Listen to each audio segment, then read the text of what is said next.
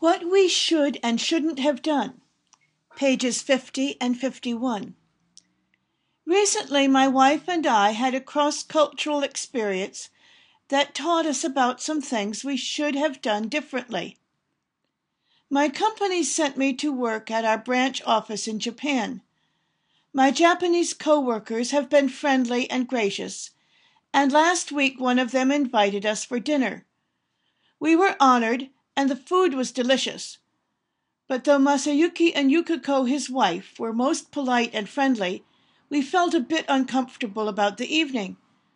I asked my friend Junichi about it. He's lived in Japan and the United States, so he knows the cultural differences. He gave me several pointers. Now we know what we should and shouldn't have done. The first tip was about shoes. We knew you're supposed to take them off in a Japanese home. We didn't know you're supposed to arrange them to point toward the door, so when you leave you can put them on without turning around. But this wasn't a big mistake, Junichi said. The second pointer was about gifts. We knew we should take a gift. Masayuki and Yukiko seemed a little shocked, though, when we pulled a CD out of a plastic bag and said, "We thought you'd like this rock and roll CD." Junichi chuckled and said, "Well, you should have wrapped the CD. It's okay to bring it in a plastic bag, but the gift has to be wrapped. And you mustn't say anything about it. Just give it to your hosts. The main problem, though, was the gift itself. A rock and roll CD isn't really appropriate." Well, what should we have taken? A box of chocolates, or you could have taken some flowers. Then I told Junichi about what happened before dinner. Masayuki and Yukiko offered us some tea and snacks. The tea was delicious, but we had trouble finishing the raw sushi. Masayuki and Yukiko seemed perplexed. Junichi chuckled again and said, "In Japan it's considered impolite to eat half-eaten food on a plate." "You mean you've got to eat everything that's offered?" I asked. "You don't have to, but if you take something you must finish it."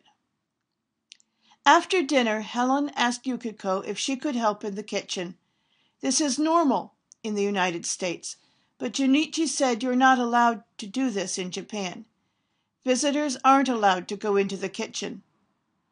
Another thing you shouldn't do, he said, is praise an object in the house. If you do, your Japanese hosts might feel they have to give you the object. Fortunately, we didn't do that. At evening's end, Masayuki offered us another drink. Not wanting to be impolite, we accepted.